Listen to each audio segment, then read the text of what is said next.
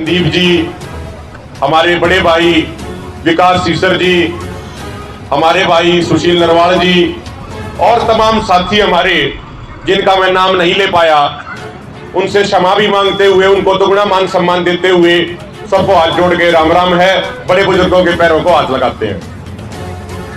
साथियों, एक मैंने पिछले 2-3 महीने में एक चीज देखी है। पूरे भारत में जिन राज्यों ने आंदोलन मजबूती से लड़ा, केंद्र सरकार उन राज्यों ने निशाना बनाने लग रही है।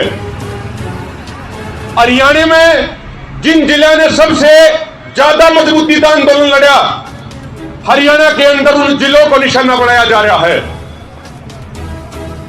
इसीलिए जिन जिले में अब तक उन्हें मुआवजा नहीं दिया, अगर आप हरियाणा और पंजाब की बात करोगे तो हरियाणा और पंजाब वालों ने आंदोलन मजबूती से लड़ा, इसीलिए भाखड़ा ब्यांस मैनेजमेंट बोर्ड में हरियाणा और पंजाब की सदस्यता केंद्र सरकार ने खत्म कर दी। जिस बोर्ड में पहला हरियाणा का एक मेंबर लिया जाया करता इरिगेशन खातिर, वो खत्म कर दिया। पंजाब का एक मेंबर लिया जाया करता पावर खातिर, बिजली पैदा करने खातिर, वो उसमें से खत्म कर दिया। तो हरियाणा और पंजाब की भी खत्म कर दी।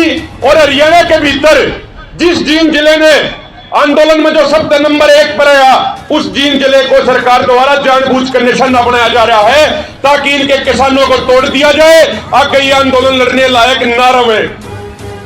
लेकिन शायद इस सरकार ने नहीं बेरा, तो यह किसान कौम है, या किसान कौम उस स्प्रिंग की तरीके से काम करा करे कि इसने जितना दबाने का प्रयास करा जाऊंगा, या किसान कौम उतने दुगना अंगाला का जवाब देने का काम करेगी। मैं आपको एक बात कहना चाहता हूं साथियों, जिन जिन जिलों के किसानों ने धरना लगाया, उन जिलों में मुआवजा मिलने लग गया, कई जिलों में मिल लिया। और मैं आपने यह भी गारंटी क्यों हूं कि जो आपका जोश है, जो आपका जज्बा है, जो आपकी एकता है, और आज जो आपने यह धरना ला दिया, तो बहुत जल्दी प्रशासन आपके सामने, आपकी एकता के सामने झुकेगा और जींद में भी हर किसान भाई को मुआवजा मिलेगा। सरकार चाहे किसे की आ जाओ, कोई मुख्यमंत्री बन जाओ, कोई प्रधानमंत्री बन जाओ, हमारा फायदा तो सिर्फ आंदोलन लड़कर होगा, हमारा फायदा तो सिर्फ धरने देकर होगा। कोई पार्टी, कोई सरकार, कोई प्रधानमंत्री, कोई मुख्यमंत्री हमारा फायदा नहीं कर सकता। मैं आपने एक छोटी बात बताऊं हूं, उदाहरण बहुत है, हिसार की बात कर लो और जिले की बात कर लो। 9 फरवरी में जिले के सारे किसान इकट्ठे होकर सोनीपत डीसी के दौरे गए। जब 1200 किसान इकट्ठे होकर गए, 100-150 ट्रैक्टर लेकर गए, तो पहले तो वे जाते नहीं, बोले अगवाई डीसी साहब नहीं है, डीसी साहब तो चंडीगढ़ जा रहे हैं। हमने कही भाई हम भी ठहर लिया, हमने भी कोई काम नहीं, हम भी फालतू हो रहे हैं। कल दिया जाएंगे, परसों दिया जाएंगे, हम भी डीसी के ऑफिस ने उसके गेट ने बंद करके यारे बैठे रहेंगे, यारे रोटी खाओगे, यारे चाय बनाओगे, हम नहीं जाते। आध घंटे के बाद डीसी के अधिकारी आने लगे, बोला जी प्रधान जी आपके बीच में डीसी साहब आना चाहे हैं।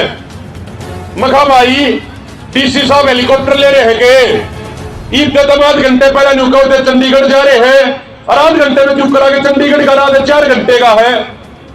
वो हंसन लग गया। फिर हमने उनसे बात कही कि भाई बंद कमरे में जाके कोई बात नहीं होगी। मेरे से पहले जो भाई अनीस खटकर कह रहे थे, मैं उस पहल का पूरा समर्थन करता हूं। हमने उनको कहा कि भाई बंद कमरे में जाकर अधिकारी के साथ कोई बात नहीं होगी। ये आदमी इकट्ठे होकर आ रहे हैं, समाज का काम है, अधिकारी की जिम्मेदारी समाज के प्रति है, तो समाज के बीच में आकर अधिकारी ने जवाब देना पड़ेगा। और अधिकारी को बीच में आना पड़ा। डीसी साहब बीच में आए, उनने एक किसान की बात सुनी और कहा कि भाई मैंने 8 दिन दे दो, 8 दिन में मुआवजा खाते मान लग जाएगा। तो ये भाई बैठे हैं कई जो हमारे साथ आ रहे या जिनके साथ मैं चाल का आ रहा, 8वें दिन लोगों के खाते में मुआवजा आने लग गया। तो आप एक निवेदन यह भी कर रहे हैं कि पूरे हरियाणा में हमने इस पहल की शुरुआत करनी पड़ेगी कि अधिकारी लोगों के बीच में आकर बात करेगा। हमारे में तो कोई 5 आदमी इकट्ठे होकर अधिकारी दौरान नहीं जाओगे, जब मसला समाज का है तो समाज के बीच में बात होनी चाहिए। एक और साथियों, एक बात कहूंगा, मेरे से पहले वाले साथी भाई विकास ने बहुत बढ़िया बात कही, कमी हमारे में भी है।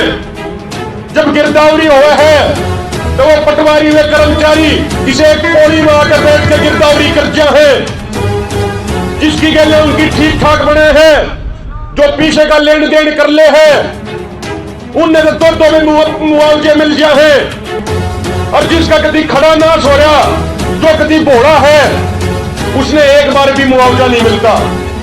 तो मैं एक बात यह कहना चाहूंगा कि इस बात का ध्यान रखियो, यह भी आपकी मांग होनी चाहिए, यह आपने काम करना है। जब आपके गांव में गिरदावरी करना आवे तो वह गिरदावरी किसी की पौड़ी में बैठ कर नहीं होनी चाहिए, वह गिरदावरी पूरे गांव में खड़ा होना चाहिए और खेतों में जा जाके गिरदावरी करानी चाहिए। जब आपका हक और अधिकार आपने मिलेगा। तो जो यह कमी हम रखे हैं कि हम पौड़ी में बैठ के गिरदावरी होने हैं, ये चीज हमने खत्म करनी पड़ेगी। जब गिरदावरी होवे तो पूरे गांव में खड़ा होना पड़ेगा, गिल्ला खड़े होकर करवानी पड़ेगी। जब अधिकारियों पर दाम गिरोगे तब आपने हक और अधिकार मिलेंगे। और भाई रही बात यह फसल बीमा योजना की, हम तो बहुत समय से यह बात कहते आए हैं कि प्रधानमंत्री के खुद के राज्य गुजरात में फसल बीमा योजना बंद कर रखी है। गुजरात सरकार ने फसल बीमा योजना बंद कर रखी है, जिस राज्य के प्रधानमंत्री नरेंद्र मोदी आए हैं। गुजरात सरकार ने कही कि भाई जो अब बीमा योजना है इससे सिर्फ बीमा कंपनियों को फायदा हो रहा है, किसी किसान को फायदा नहीं हो रहा, इसलिए इसमें बदलाव कराए जाएंगे। तो मीडिया के भाइयों के माध्यम से एक बार पूछना चाहते हैं कि हमारे मुख्यमंत्री यह बात क्यों नहीं कहते कि भाई जब गुजरात में यह योजना बंद करा दी गई प्रधानमंत्री के खुद के राज्य में, तो हरियाणा में किसानों को इस योजना के माध्यम से क्यों लूटा जा रहा है। जब यह योजना शुरू हुई उस समय से लेकर आज तक जो आपका प्रीमियम काटा और जितना आपने क्लेम मिल लिया, उसमें कम से कम पूरे देश में 30,000 करोड़ का अंतर है। 30,000 करोड़ का, यानी प्रीमियम 30,000 करोड़ फालतू का काटा गया और क्लेम 30,000 करोड़ कम मिल लिया है। तो उसमें मैं ज्यादा विस्तार से नहीं जाना चाहता क्योंकि वक्त और भी है। तो साथियों, हमने ये लड़ाई भी लड़नी पड़ेगी आगे कि फसल बीमा योजना में भी सुधार कराना पड़ेगा। और अब की बार इतना फसल में खराबा हो रहा है, अगर इस रबी सीजन की बात करें तो ये गिरदावरी नहीं कर रहे, इन्हें बेरा गिरदावरी होगी तो मुआवजे की लड़ाई लड़ेंगे किसान। तो जिन इलाका में इतनी गिरदावरी भी नहीं हुई है उन्हें करड़े होकर गिरदावरी भी करानी पड़ेगी। और दूसरी बात, आगे लड़ाई लड़ेंगे जितनी फसलों में खराबाई की बार हरियाणा में होया है। मेरे एक चाचा हमें एक बात कहा करे, अब भाई जब तक मोदी की सरकार, खट्टर की सरकार आई है, राम जी भी नाराज हो रहा है, हर बार इतनी फसल खराब हुआ है कि हमने तो अपने जीवन में कभी नहीं देखी थी 50 साल के होलिये में। तो हमने ये सारी लड़ाई लड़नी पड़ेगी।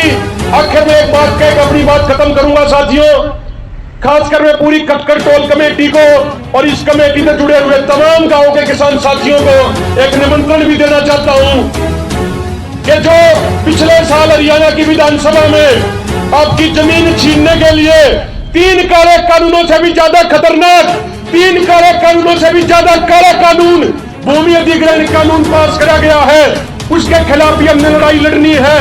और 27 मार्च को सोनीपत के गोहाना की अनाज मंडी में एक बहुत बड़ी पंचायत उस जमीन अधिग्रहण कानून के खिलाफ रखी जा रही है। अब सारे किसान भाई, खटकर टोल कमेटी का एक सदस्य है, मान सम्मान के योग्य हमारी माताएं बहनें सारे के सारे साथ आमंत्रित है। या हमारी किसी एक की पंचायत नहीं है, या आप लोगों की पंचायत है और हमने बेशक पीछे हटना पड़ जाओ, लेकिन आपका मान सम्मान पूरा रखेंगे। तो 27 मार्च ने गोहाना अनाज मंडी में इस जमीन अधिग्रहण कानून के खिलाफ भी लड़ाई लड़नी पड़ेगी। आपके ऊपर शायद इतनी दाब ना आई हो इस कानून की नहीं, आप झज्जर में चले जाओ, 4 गांव के किसान इकट्ठे होकर आए, बोले प्रधान जी 45 लाख सर्कल रेट है लेकिन 37 लाख रुपया दे रहे हैं। 2013 के कानून में नियम था कि सर्कल रेट तक 4 गुना मुआवजा मिलेगा। तो वे बात देखे थे 1 करोड़ 80 लाख की, लेकिन 37 लाख मुआवजा दिया है। जिनका बुवारी में जमीन रिक्वायरमेंट होने लग रही है उन्हें भी सर्कल रेट तक घाट मुआवजा दिया है। तो मेरे बुजुर्गों, नौजवान साथियों, लड़ाई बहुत लड़नी है। सरकार किसे की आ जाओ, अपना फायदा आंदोलन लड़े तो और धरना दिए तो होगा। तो दोबारा खटखट टोल कमेटी का बहुत बहुत धन्यवाद करना चाहते, इतना मान सम्मान दिया। हमारी जड़ें भी ड्यूटी लागेगी।